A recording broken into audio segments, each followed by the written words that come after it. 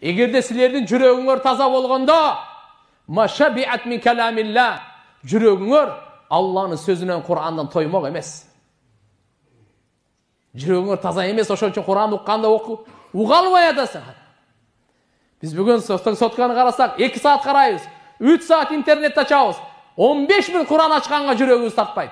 Жүрөгүбүз өлүп калган, бузулуп калган, чирип калган, сасып калган, айнып калган. Ушундай жүрөк менен Аллага барсак не болот? Ушундай жүрөк Аллага алып барсак бизге пайда береби? Ушундай жүрөк менен биздин ортобузда ынтымак болобу?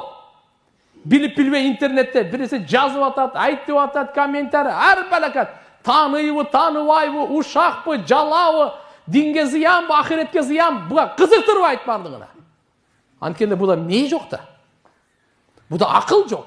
Буда иман жок. Ойлонот эле. Буга жооп берем, Алланын алдында жоопкерчилик жок.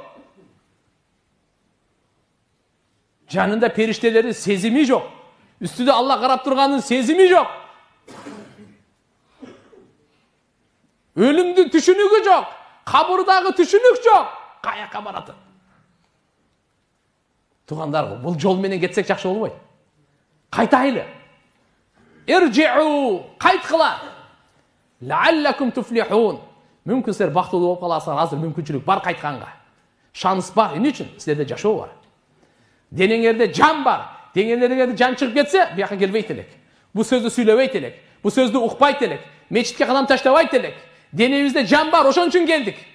Ошон үчүн басып келдик. Аллага райымдуулугу бул дагы. Алла Таала кээде кичине өмүр берип, мүмкүнчүлүк берет. Ушу кайтып каларым экен. Жаман жолду таштайарым экен. Мени танып, мага баш ийип, мага ибадат кылып, мени сүйүп, мага таянып, мага жакындап жашарым экен.